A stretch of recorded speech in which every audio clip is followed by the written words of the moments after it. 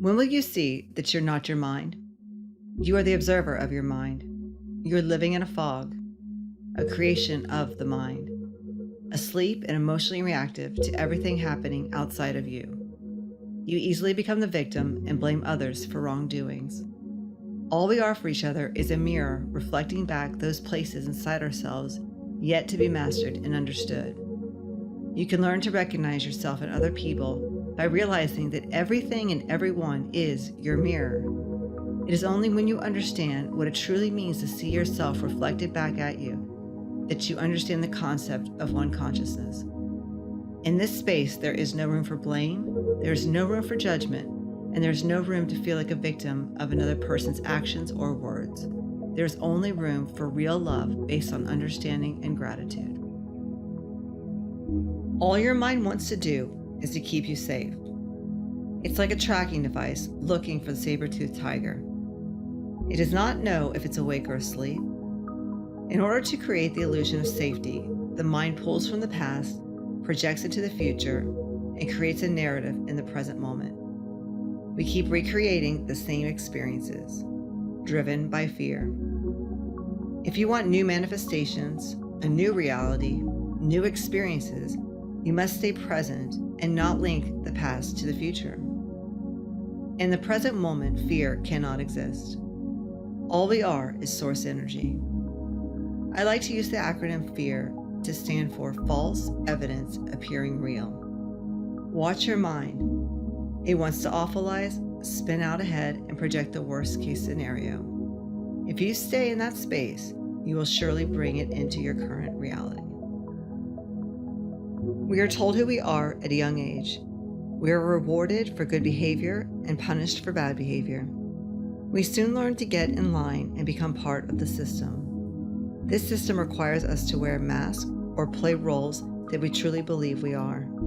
Carl Jung refers to these as archetypes. We developed these masks because we were programmed to believe that the world is scary, that others are out to get us, that we can't trust anyone, and so on. Soon, we are playing so many roles or wearing so many masks that we have lost the true sense of self, the observer, that which does not identify with any labels or mask. The real work begins when we are brave enough to start looking at how these masks, the victim, avoider, caretaker, minimizer, hero, perfectionist, the know-it-all, etc. It's when we start to realize that they no longer work for us. We start to peel the onion and the layers of all the conditioning we have been influenced by our entire lives. I call this process the sifting and sorting stage. Ask yourself if these roles serve you anymore. Do they keep you held down with false narratives of anxiety, insecurity, and fear? Start to see yourself through the eyes of a child. Return to the innocence, the present moment where all things are unfolding. Be careful what you feed your mind. Don't just let anything take up space.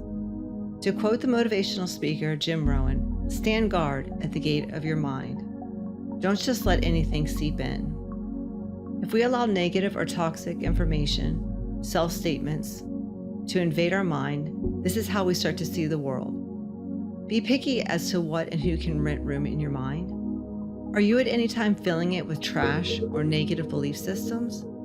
Be mindful of the company you keep around you. Does it feel light or heavy? Watch what you're reading, listening to, and filtering in through social media. Let it be positive, uplifting, grounding, and supportive. Make sure you're keeping the good stuff in and the bad out. Be mindful of the false narratives and the conditioning of your past. You are not the experiences you had. They have zero influence on your future, only if you believe they do. If you allow them to shape the way you see your future, then you will recreate chaos and trauma, bringing it into your present moment. You were told as a kid through the projection of others who you should be, how you should act, etc. Do the deeper work of peeling off those layers. It's when we start to see the fog lift that we are able to see a larger plan laid out in front of us. All of the perceived dark, the hard times now become the teacher pointing us back to ourselves. At any moment, you can pull your mind back to the present. back to the seat of the observer. In this state, awareness is not concerned with the mind or the happenings around you. It does not classify things as good or bad, right or wrong. Through meditation and mindfulness, you will become aware of the scattered mind. You are pure consciousness. No story, no agenda, no need to do or be anything, just stay the witness.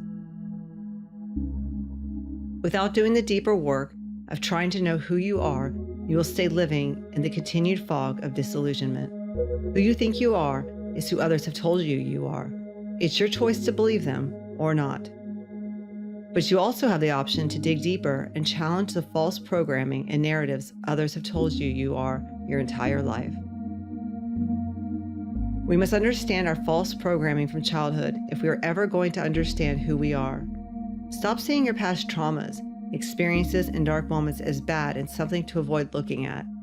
Our darkest times bring in growth, new awakenings, a shift in how you see the world. To quote Buddha, your enemies are your greatest teacher. We must have left to know right, we must have pain to know bliss. It is this duality that helps us return to self, to truly know our alignment.